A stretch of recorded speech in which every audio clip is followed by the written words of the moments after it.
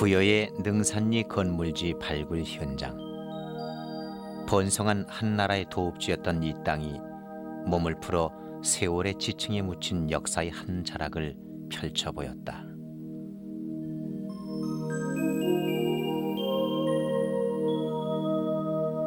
사라져버린 한 시대를 증언하기 위해 호련히 우리 곁에 온 향기로운 백제의 유물 한 점.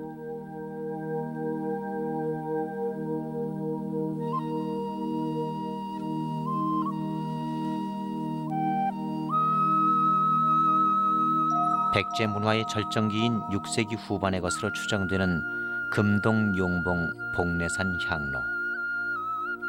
64cm 높이에 담겨져 있는 한 세계. 이제 그 신비한 세계의 문이 서서히 열리고 있다.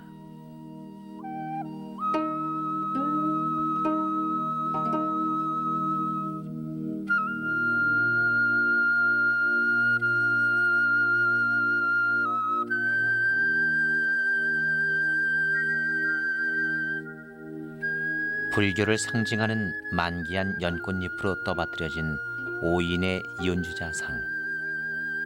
이는 도교의 오방사상을 표현한 듯하다. 불교와 도교가 만나 이룬 백제의 우주다.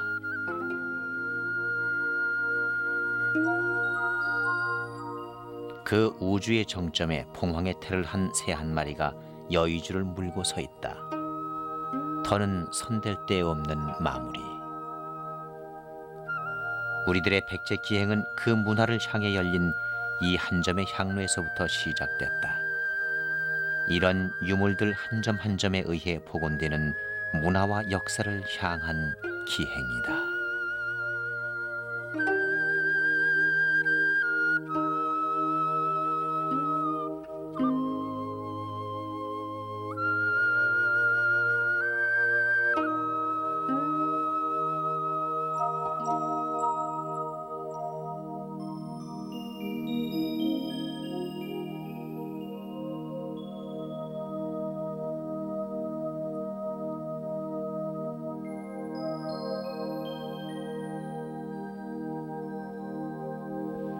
세월의 간격을 건너뛰어 우리에게 새롭게 다가오는 유물들은 잊고 있던 우리 문화의 원형을 돌아다보게 한다. 선사, 원사시대 토기전. 이곳에서는 마한 소국들을 병합해 한강 유역의 새로운 지배 세력을 형성했던 한성 백제 시대를 만나볼 수 있다.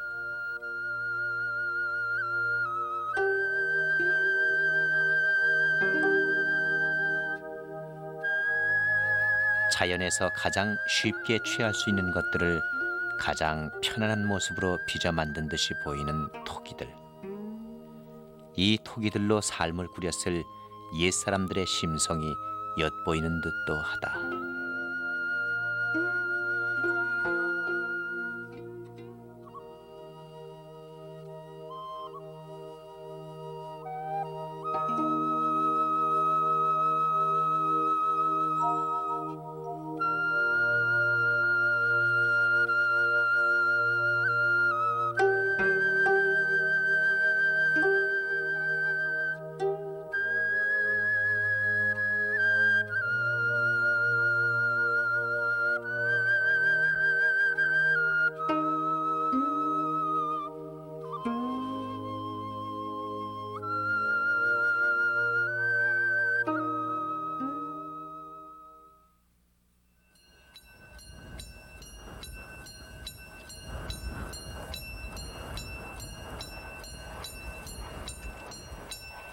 아직 한가하게 달리는 완행열차가 더 어울리는 옛 백제의 땅.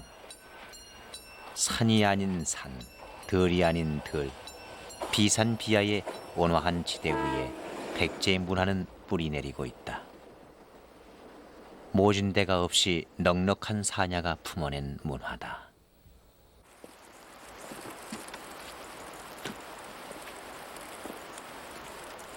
태안반도에서 부여가는 길목. 6세기에서 7세기 초 백제 중국과의 교통로를 굽어보고 서 있는 서산마의 삼존불. 백제인들이 친근히 웃으며 반겨주는 듯 정겹다.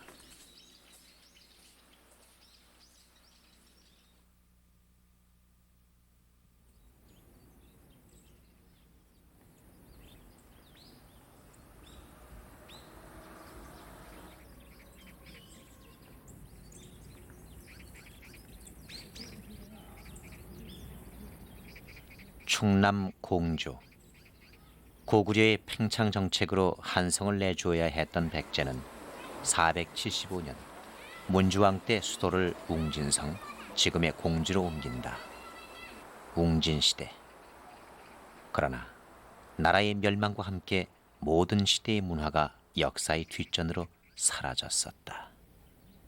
그러다 1971년 송산리 문영왕릉 발굴과 함께 웅진시대가 새로 열렸다.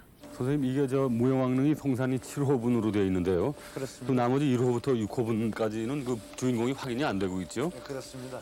이 무령왕릉만은 다행하게도 1971년도에 폐수로 공사를 하던 중에 우연히 정말로 우연히 발굴 당시 여기서는 어젯밤에 켜놨던 것처럼 보이는 등잔과 심지가 발견되고 아, 예, 예. 아직도 윗부분이 이렇게 검게 네. 그실려져 있습니다. 네.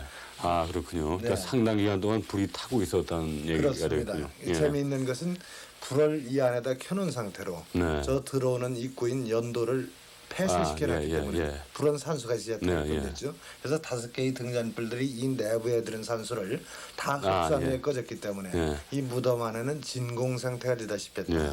그렇기 때문에 많은 유물이 네. 산화가 된 채 네. 아주 과학적으로 잘 아, 보존되었다. 이렇게 말씀을 예. 드릴 수가 있습니다. 공주박물관은 자연 무령왕릉의 출토품 웅진시대 문화재를 중심으로 채워져 있다. 임진년이라는 명문이 새겨진 명문전, 왕릉에 쓰일 것들이 미리 만들어졌음을 보여주는 유물. 그리고 불교적인 화엄문 왕관식과 여왕의 관식, 토착신앙의 불교가 이미 자리를 잡고 있다.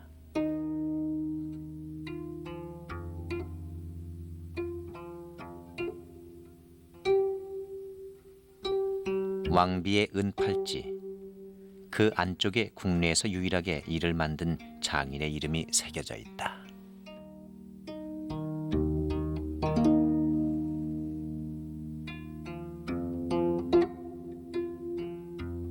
그리고 작지만 정교한 금동 불상들. 이는 웅진시대가 토착신앙 위에 불교가 은밀히 스며들어 서로 조화를 이룬 시대였음을 보여준다.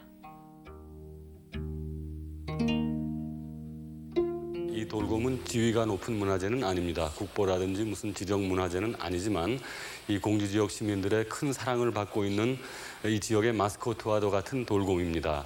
이 돌곰을 잘 들여다보면은 자연 속에다가 그 필요한 최소한의 선만을 파놓은 것이죠. 그러니까 가장 단순한 몇 개의 선으로서 그 곰의 본질을 드러내고 있는 것입니다. 이런 그 단순성과 소박성이 백제 문화의 한 그 본질이라고 말할 수도 있을 것 같습니다. 이 돌곰을 잘 들여다보면은 이 곰이 마치 그 인간의 친구인 것처럼 그런 친숙한 느낌을 주지요. 그러니까 그 당시에 이 지역에 그 유포도에 있었던 그 곰 신앙이라는 것이 얼마나 그 민간인들하고 친숙한 그 생활 정서였던가 이런 것들을 이 곰을 통해서 우리는 확인할 수가 있습니다.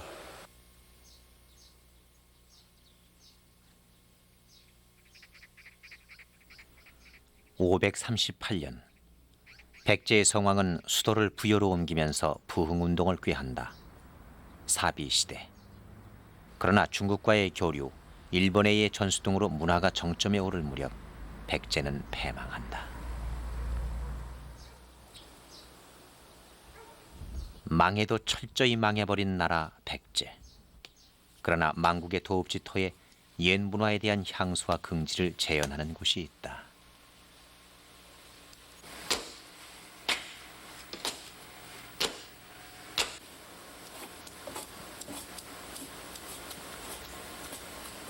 백제의 뛰어난 기와들, 토끼들이 이루는 문화의 탯줄은 바로 흙이다.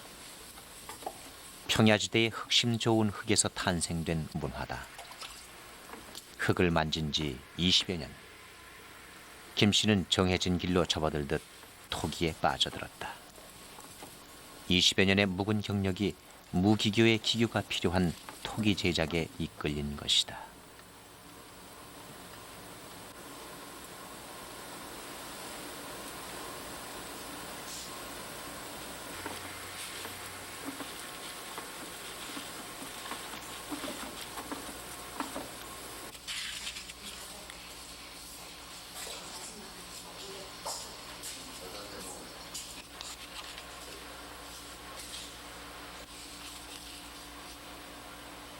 흙을 한 20여 년 동안 계속 만져오셨는데요. 이 흙이 이 근처에서 나오는 흙입니까? 네, 그렇습니다. 어디? 네, 구룡명 동방이라는 곳에서 나오고 있습니다. 네. 거기가 그 옛날 백제 도요지인가요? 네, 도요지라고 볼 수가 있지요. 네. 지금 어떤 그 형체가 남아 있습니까? 형체는 별로 그렇게 남아있진 않지요. 네. 그 근방에서 아, 예. 그러니까 그 터만 알려져 있는 네, 그런 데군요. 그렇습니다. 아, 거기서 아직도 흙을 갖다가 쓰시는군요. 네, 그러니까 이게 그릇의 밑바닥이 되는 부분이고요. 네, 그런 거죠.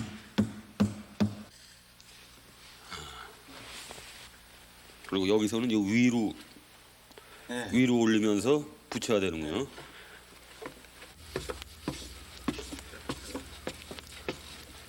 이걸 그러니까 손에 힘을 꽉 넣어서 조이면은 그릇 두께가 얇아지는군요. 네, 그렇지요. 그리고 힘을 좀 덜 넣으면 이게 두꺼워지고. 네, 제가 지금 반죽된 흙을 주무르고 있는데요. 흙을 만져보니까 아주 놀라운 질감을 느낄 수가 있습니다. 마치 인간의 살을 만지는 것처럼 이렇게 쫀득쫀득하고 이 손바닥 사이에 있는 그 손금 속으로 이 흙의 질감이 스미는 것 같은 그런 느낌을 받고 있습니다. 이 흙이라는 것이 그 논밭에 있을 때는 낱낱이 흩어진 입자이기 때문에 그 아무런 형태도 빚을 수가 없는 것이지만은 이렇게 물하고 흙을 결합시켜서 반죽을 해놓으니까 인간의 그 상상 속에 들어있는 모든 그 선과 형으로서 이것을 주물러낼 수가 있게 되는 것이죠. 그러니까 흙이 물하고 결합돼 가지고 이런 유연성과 그런 그 가소성, 임의롭게 만들 수 있는 그런 가소성을 띠게 되는 것이죠.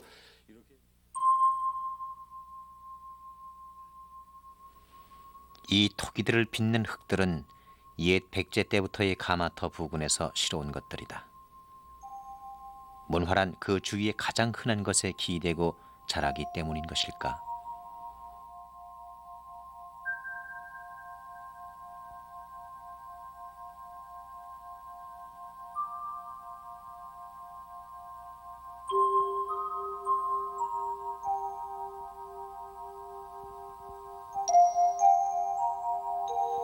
흔하고 단순한 돌덩이에서 부처나 탑을 발견해내는 것도 같은 이치이리라.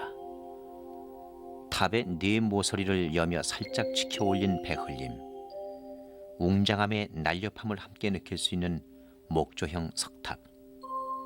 그러나 한때 이 미려한 탑은 평제탑, 백제를 평정한 기념으로 세운 탑이라 불리웠었다. 당나라 장수 소정방의 낙서 때문이었다. 그러나 후에 이곳에서 발견된 기와에 정림사라는 명문이 발견돼 이 터가 옛 절터였음을 밝혔다.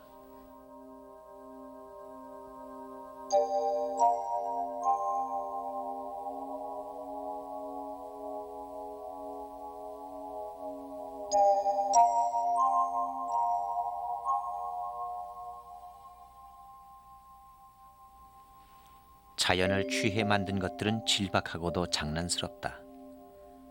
자연이라는 재질이 우리들 본래의 심성을 그대로 유도해내기 때문일 것이다.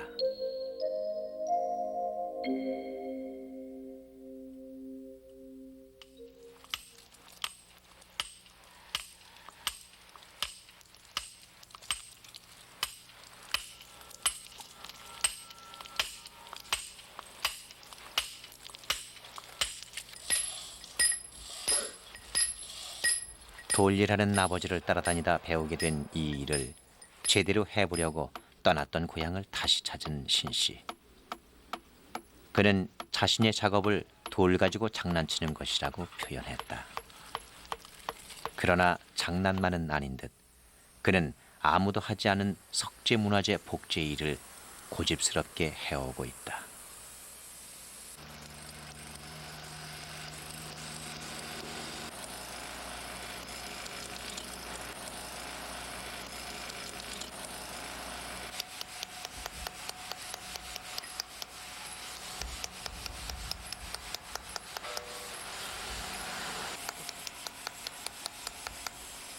요즘은 길바닥에 깔릴 전돌 위에 백제를 새기고 있다. 연화문, 사천왕문, 옛 장인을 닮은 그의 고집이 자칫 방치되기 쉬운 옛 문화를 사람들 곁에 되돌려 놓는다.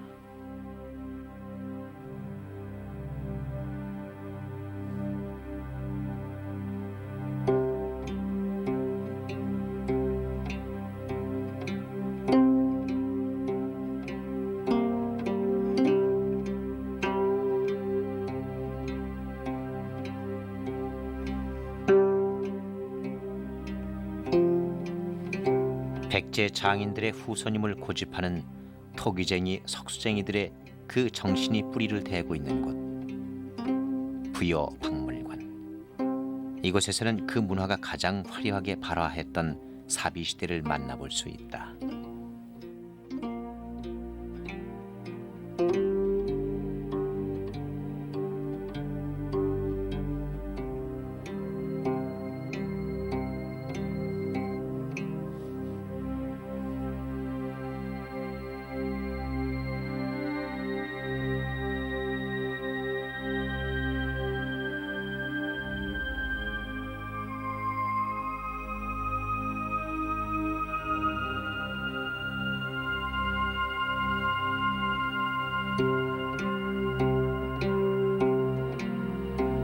간결하면서도 세련된 의습, 짜임새 있는 비례 감각, 긴장을 잃지 않은 단정한 표정.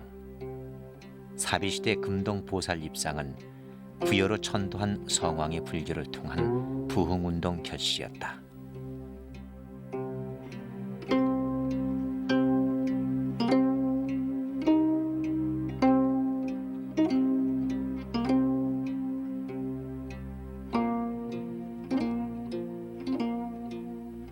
한성시대에 이미 불교가 들어옵니다마는 예. 공주 지방에 와서 이제 혼란한 정치 시대를 겪어가지고 네. 다시 그 성황대 부여로 천도합니다. 천도하면서 이 불교를 통해서 백제를 다시 일으키겠다는 하나의 그 강력한 의지들이 작용이 되고 있거든요. 네. 그래서 많은 사원도 건축하게 되고 어떤 그 불교를 진흥하기 위한 그런 정책들이 많이 이루어지는데 이런 그 불상들이 비록 그 중국에서나 혹은 고구려의 영향을 받아서 백제에 유입되고 있지만은 그런 그 유입보다는 오히려 이 백지적인 걸로 소화하고 있다는 거, 이런 것들이 하나의 주 특징입니다. 가령 의습의 그 부드러움이라든지 혹은 얼굴의 거존한 미소라든지 하는 이런 것들이 간결과 그러면서 함축된 그 속에서도 뭔가 그 당시의 그 제작자들의 의도를 충분히 반영하는 이런 식으로 그 되고 있습니다. 사비시대 최고의 예술품, 금동 삼산관 반가사유상. 덜하거나 넘치지 않은 완성의 경기를 유지하고 있는 부처상이다.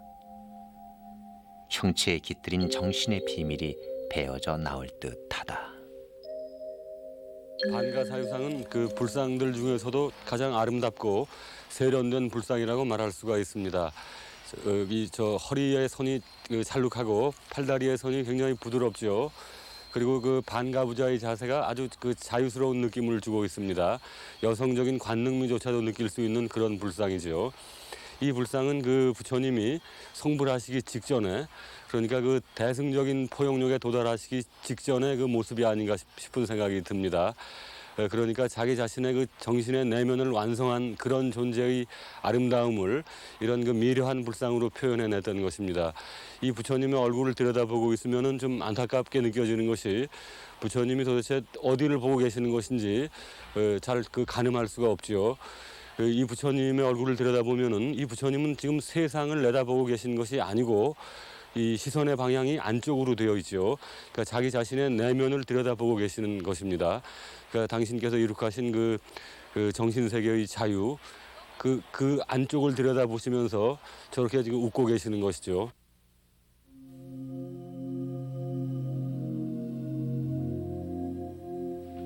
이번에 출토된 금동용봉 복례산 향로는 지금껏 백제미의 진수라고 평가된 반가사유상의 바로 맞은편에 놓인다.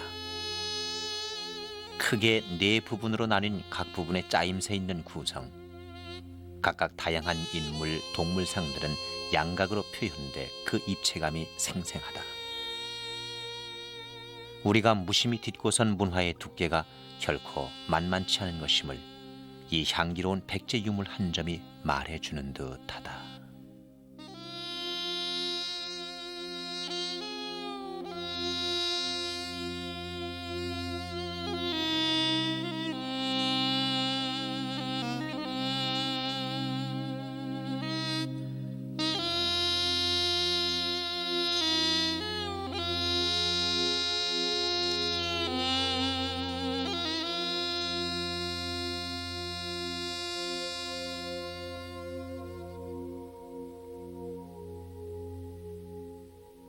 백제공예품이라는 건 단편적으로 나온 금속 공예품들이 있습니다만 그걸 가지고 백제공예가 이렇다 저렇다 말할 그런 처지는 못했죠.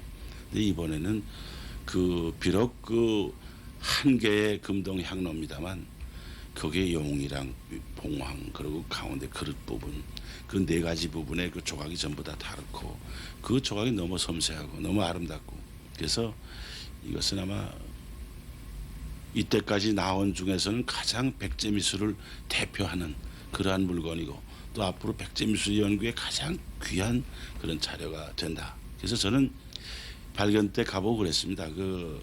우리가 백제 유물 중에 뭐 논란이 있긴 합니다만 그 반가 사유상이라고 우리 가장 대표적인 불상이 있지 않습니까?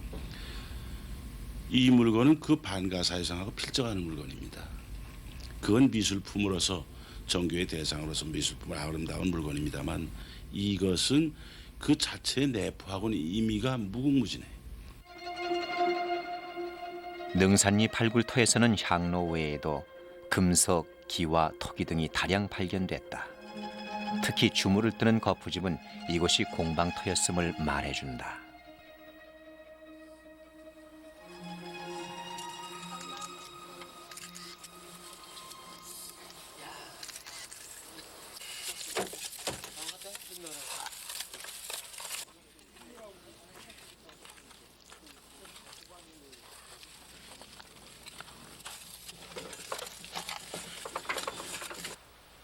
(800여) 평의 거대한 역사의 금고. 능산리 발굴 현장은 능산리 고분과 나성 사이에 위치해 있다. 이 지리적 위치는 왕릉인 능산리 고분군과 이 공방터 건물과의 관계를 추정해보게 한다.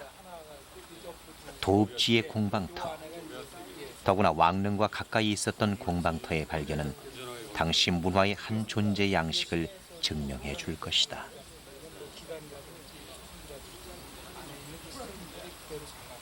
이 공방의 지금 그 공업적인 구조가 어떻게 확인이 되고 있습니까? 예, 그렇습니다. 지금 요 앞에 보시는 것이 그 로에 그 도가니에 그 주물을 녹이는 네. 그 로의 그 연도 시설입니다. 네. 그리고 요 앞쪽에 지금 빨갛게 보이고 있는 그 소토층이 네. 거기에서 그 금동을 녹이던 그 주물 시설이 있던 곳이고요. 거기서 녹이던 그러한 시설들이 그 연기가 나오지 않습니까? 그 연기를 빼내는 그 노 시설의 그 연도 시설이 되고 요 뒷부분이 그 굴뚝이 됩니다. 네. 이러한 시설은 각 방마다 다 배치되어 있는데요. 예. 이 능산리 고분하고 이 공방하고의 관계는 지금 어떻게 생각을 하고 계십니까? 네, 능산리 고분군과 여기가 밀접한 관련이 네. 있는 것 같습니다. 여기서 나오는 그 투주 장식품이라든지 그 관못이 능산리 고분군의 부장품으로 나오고 있거든요. 그래서 여기에서도 여기에서 바로 그 능산리 고분군에 쓰였던 그 부장품을 만들던 곳이 아니었나 이렇게 생각합니다. 다른 아주 정교한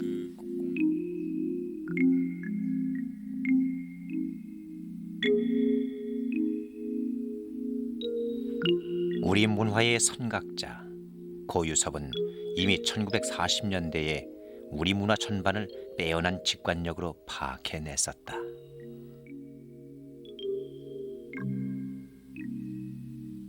고유섭 선생님 책을 읽었더니 이런 구절이 있었습니다. 삼국의 문화를 비교하시면서 고구려 문화는 고딕식이고 신라 문화는 클래식하고 백제 문화는 낭만적이다. 이런 구절이 있었습니다. 이것은 굉장히 개괄적인 글입니다마는 백제 문화가 낭만적이라는 것은 그 백제인들의 그 유물들에 나타난 그 미의식이나 어떤 이념적인 가치가 이런 것들이 어떤 그 규범이나 질서로서 존재한다기보다는 인간성의 안쪽에서 세계를 향해서 자연스럽게 밀려나온 것 같은 그런 느낌을 갖는 것이죠. 이것은 우리가 백제의 그 불상의 표정이나 백제 토기의 질감 같은 것에서 확인할 수가 있습니다. 그 백제 불상에 나타난 미소나 혹은 그 토기의 질감의 아름다움이라는 것은 그 흙이나 돌이 그 잠재태로서 그 안에 깊숙이 간직하고 있었던 아름다움이 그 밖으로 돌의 표면이나 흙의 표면으로 이렇게 베어져 나온 것 같은 그런 아름다움의 질감을 우리가 느낄 수가 있는 것이죠. 그러니까 거기서 우리가 느낄 수 있는 백제의 아름다움이라는 것은 곧 그 자연스러움, 어떤 소박함, 그리고 거기서 느낄 수 있는 그 자유로움, 그런 것이라고 저는 이해했습니다. 가마는 가장 소박한 재질과 형태로 빚은 토기에 가장 최소한의 인공적인 손질을 곁들이는 것이다. 가마에 토기를 넣고 난 첫 작업은 꽃불떼기다. 이 심심한 불길이 가마와 토기의 습기를 제거해 불을 맞게 한다. 가장 중요한 부분이 이제 토기는 다 익혔을 때에 그 색채를 내주는 건데 그 색채라고 하는 것이 연기를 입혀주는 겁니다. 그래서 그 잘 익은 토기 몸체에 연기를 입혀줌으로써 이제 해청색이라든지 해갈색이라든지 또 이제 해흑색이라든가 이런 것 또 아니면 앞부분에서는 그 자연유라고 그래서 유리막을 형성하는 그 흙 속에 여러 가지 그 작지만은 많은 성분들이 있지요. 그런 거하고 떼는 땔감. 지금 보시다시피 장작을 떼게 되는데 이 장작에서 날아간 그 채 이런 것들이 그 익은 토기 몸체에 앉아 있다가 그놈이 1300도라고 하는 고열에서 이제 자연유로 발생을 해서 흘러내리게 되는 이제 그 앞부분에서는 그런 그 자연유가 흐르는 이런 토기도 나오게 됩니다.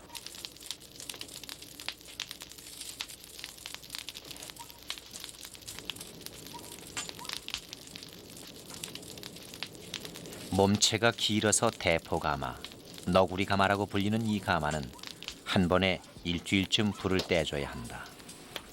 그리고 불을 뗀 지 5박 6일째쯤 되면 가마의 숨소리가 들린다. 그러면 가마 옆구리에 뚫린 창구멍에까지 불을 재어 막불을 뗀다.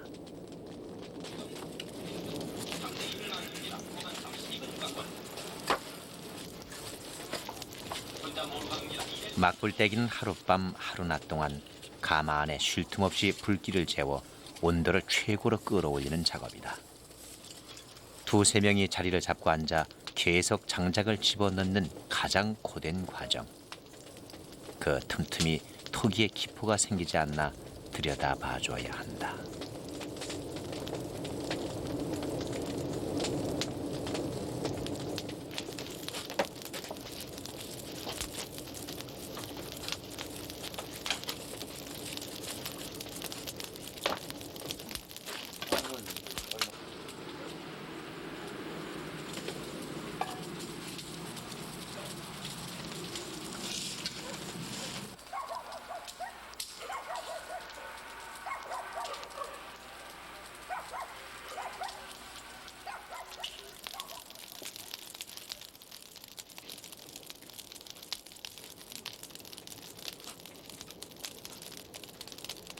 가마 전체의 온도를 약 1300여 도까지 올리기 위한 마지막 한바탕의 불.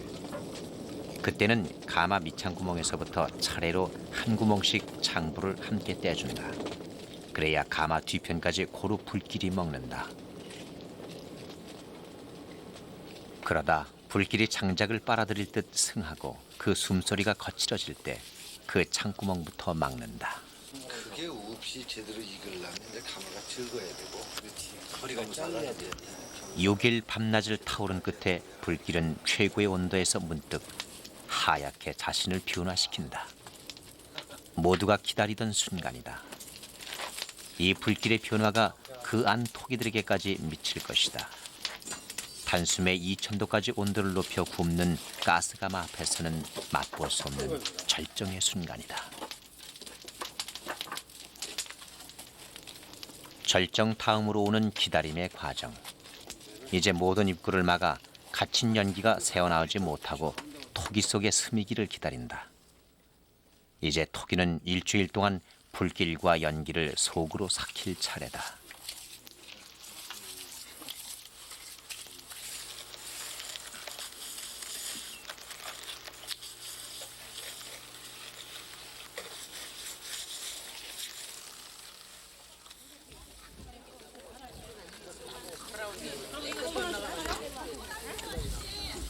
긴 불에 은근히 달구어지는 질박한 토기. 부여의 5일 장터에서 만난 사람들은 그 토기의 질감을 느끼게 해준다. 사람 틀리기 다 틀려요. 그럼 좀 천원만 깎아줘. 나는 한 대비 알아서 받다며. 아저씨 깎습니다. 무슨 뚝 아니 만원씩 받아서 만원씩.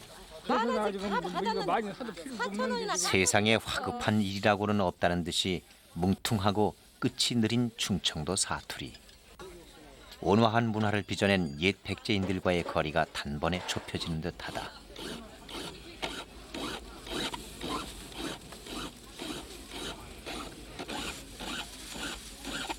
서울까지 올라가. 천여 년 전 사람들의 세상살이라고 어찌 오늘과 크게 다를 것인가.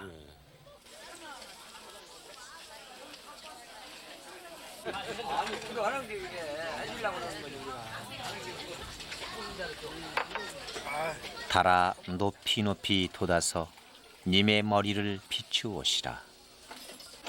저자거리에 나가 계신가요? 험한 데를 디딜까 걱정스럽습니다.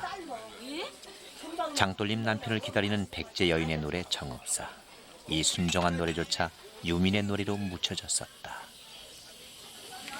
이 정읍사는 그 학자에 따라서 좀 해석이 다르기는 하지만 그 마지막 년을 들여다보면은 아내가 그 멀리 떠난 남편에게 하는 얘기인데 돈을 좀 덜 벌어와도 좋으니까 제발 그 날 저물기 전에 좀 돌아와 주었으면 좋겠다. 이런 아주 소박한 바람을 노래하는 것이지요.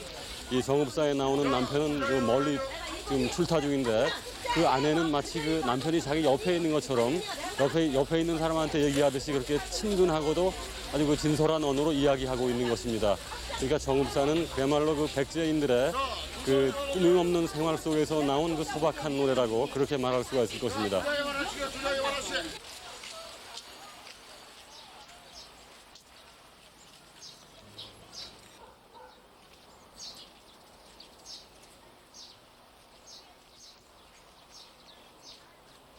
언니, 그거는 먹어 술좀 먹어. 술안 먹어. 술안 먹어. 먹어. 아이고. 먹어. 오늘 주는 거를 조금 먹여야 돼. 우리가 미음 길자. 아 이쪽으로 들어오기로 잡지. 아이 왜 어른들 비켜서 먹으려면 저쪽으로 어디 하필 또 눈동아리를 먹어. 며느리를 보게 되면서 비로소 생일상을 앞에 받았다는 부여의 한 아주머니. 여인들뿐인 잔치상이 사비시대를 회상케 한다. 군대로 부역으로 지아비와 아들들을 빼앗겨 흔히 혼자 집을 지켰을 백제 여인들. 바로 그 시기에 문화가 가장 융성할 수 있었다. 무엇인가 기대고 싶었던 마음들이 쉽게 모아졌기 때문이 아닐까.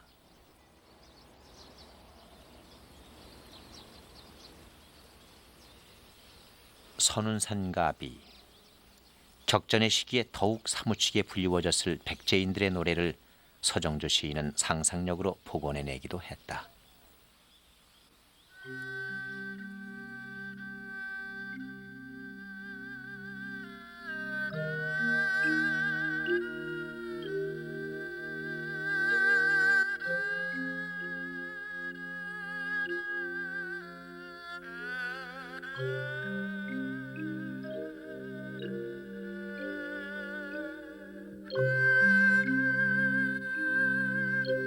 선운사.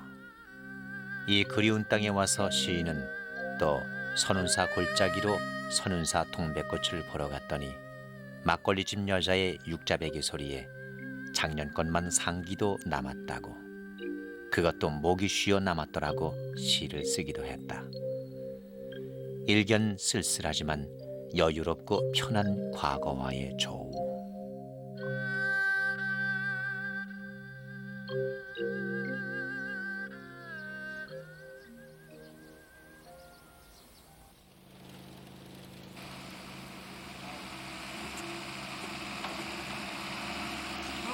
유적 발굴터.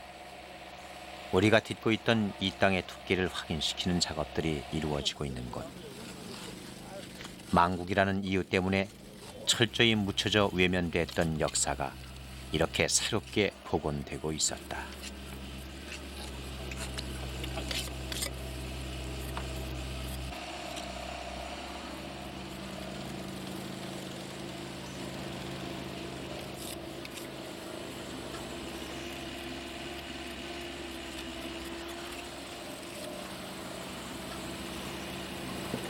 이 국남지터 발굴 현장은 백제 무왕 시절 약화된 왕권을 회복하기 위해 벌인 대공사의 규모를 알게 해준다. 같으면은 여기는 그 저섭지였던 관계로 네.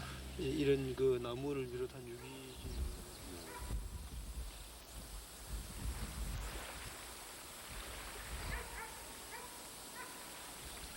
백제 무왕은 나라를 재정비하기 위해 미륵신앙을 내세웠다.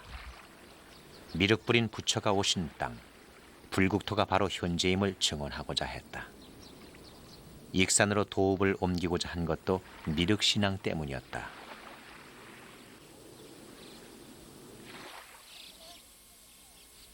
익산 용화산 기슭, 미륵이 현신하신 곳. 이곳에는 대사찰이 건립됐다. 그 터잡이가 익산 미륵사지 탑이었다. 미륵 삼부경에 보면은 미륵은 그 미래의 부처입니다. 그러니까 미륵이 도솔천에 계시는데 미륵이 그 인간이 헤아릴 수 없는 먼 미래 이 세상에 내려오시는데 그때 미륵이 이 세상에 내려오면은 그 용화 세상이 된다고 했습니다. 용화 세상이라는 것은 그 인간이 현실에 대해서 갖고 있는 모든 꿈들, 그러니까 현실이 아름다워야 한다는 것, 그리고 인간의 현실에 억압이 없어야 한다는 것, 그런 모든 소망들이 그 실현이 되는 그런 이상향이라고 할 수가 있죠. 그런데 이 백제인들은 그 용화 세계가 미래에 건설되는 것이 아니라 지금 인간이 살고 있는 지금 이 현재 속에서 그 용화 세계가 건설되어야 한다고 그렇게 믿었던 것입니다. 그리고 그 현실 속에서 구현되는 용화 세계의 터전은 바로 백제인 것이다.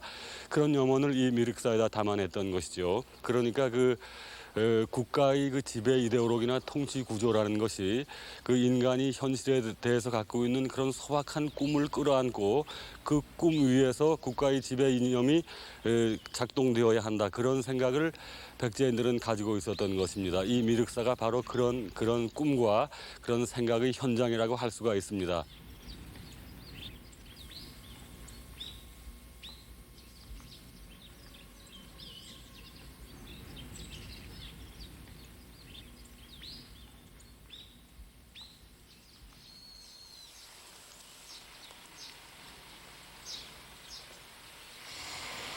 모왕의 대를 이은 의자왕대 660년. 결국 백제는 패망했다. 귀족들과 왕족들 중 일부는 일본으로 피신했고 더러는 첩첩 산속으로 스며들어 세상을 등졌다. 그리고 그들을 중심으로 은밀히 백제 부흥운동이 펼쳐졌었다. 이 능가산 계암사도 그 무대였다. 이 절사적지에 백제 유민들의 항쟁 기록이 나와 있습니까? 무왕의 사촌 동생 복신 장군하고 그다음에 이제 묘륜왕사가 주축이 돼가지고 실제 사적계는 이제 자세하게는 나와 있지 않은데요. 그 백제 그때 실제 전역지에 대한 얘기가 이제 주축이 됐다는 얘기가 나오죠. 격전지였다는 기록은 나와 있군요.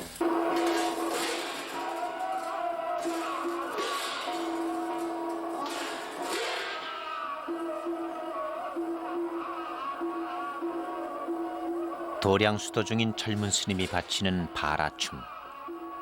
통분이나 원하는 인간세의 것이니 그 격정의 세월까지를 넘은 후에야 비로소 그 시대의 아름다움이 새롭다고 일러주는 듯도 하다.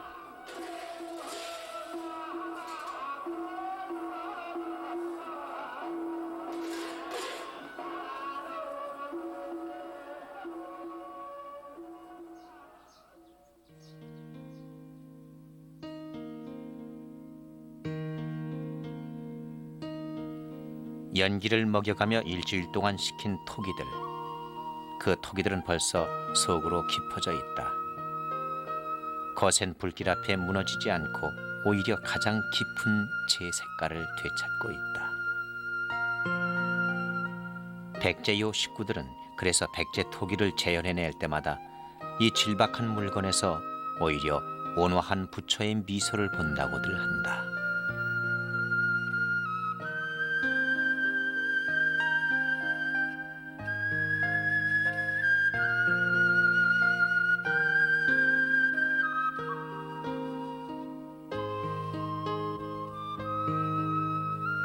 이번에 능살리 공방터에서 발굴된 출토품들은 금동 향로를 포함 450여 점에 이른다. 새로 이 삼국의 문화를 비교해 볼 좋은 기회를 마련해 주었다.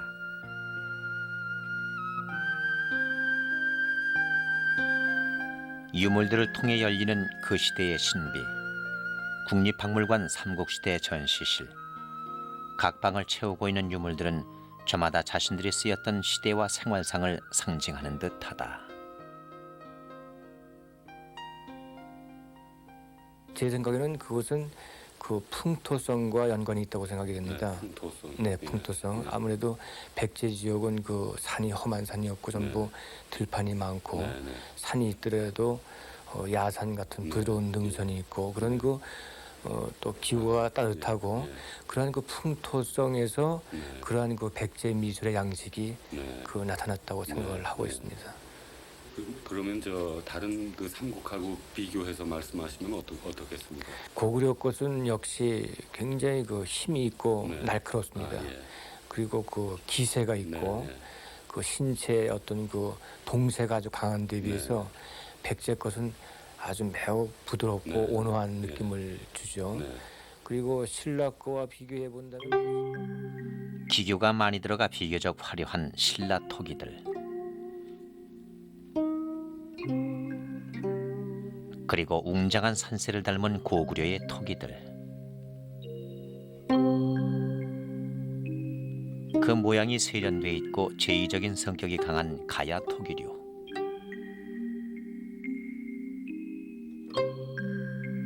백제의 토기는 비산비야 지대의 은근함이 서려 마음의 모난 곳을 허무는 듯하다.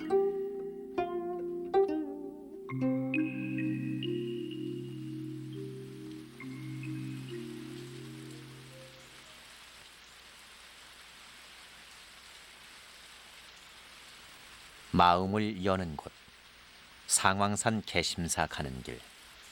저자거리를 지나쳐 도달하게 돼 있는 여느 사찰과는 달리 산에 들어야 절에 이르게 들어앉아 있는 곳. 백제의 마지막 왕 의자왕 시절에 처음 산문이 열렸던 곳이다. 역사와 세월은 이 깊은 산문마저 그냥 스쳐 지나가지 않아 의자왕 시절의 흔적은 이미 없다. 모든 건축 양식은 조선 초기 시대의 것들이다.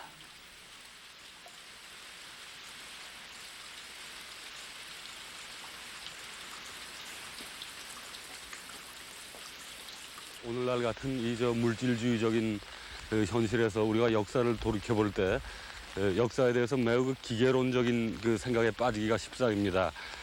그러니까 말하자면은 역사라는 것은 그 실용적인 것이 비실용적인 것들을 제거해왔고 날카로운 연장들이 무른 연장들을 그 도태시켜온 그런 역사다.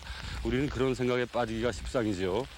그러나 그것이 전부가 아닌 것입니다. 그것이 전부라면은 인간의 역사라는 것은 그야말로 너무나 허전한 것일 테지요.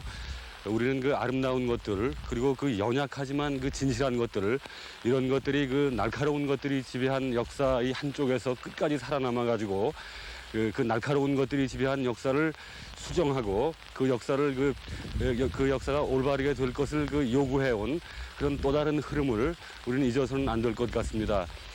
그러니까 백제가 멸망했다는 것은 순전히 그 정치사적인 그 사건에 불과한 것이지요.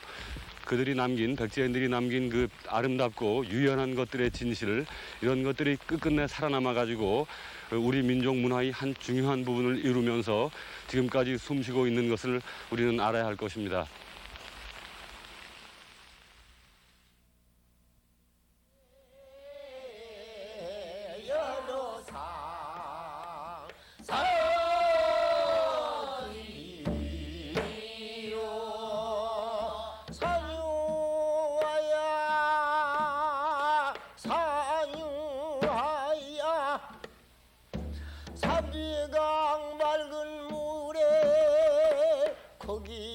선유와 가는 부여만의 소리다.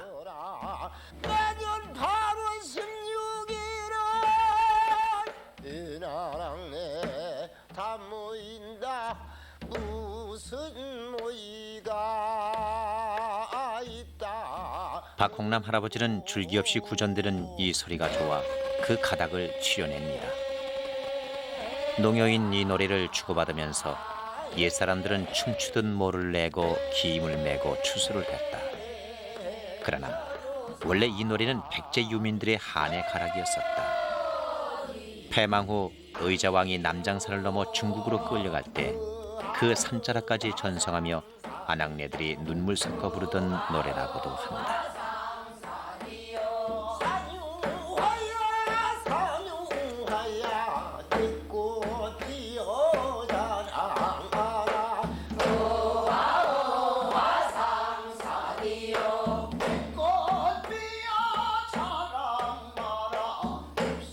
망국의 역사를 상징하고 서 있는 적막한 유적지. 그러나 역사를 떠받들고 있는 문화란 엄동에도 풀빛 하나 닫힘 없이 살아있다는 고란초 같은 것이 아닐까. 한결같은 향기와 자태로 한 시대를 증언하는 것이 아닐까. 그래서 어느 날 호연히 우리 곁에 온 유물들은 우리의 역사, 문화라는 방치했던 지역을 되돌아보게 하는 것 아닐까.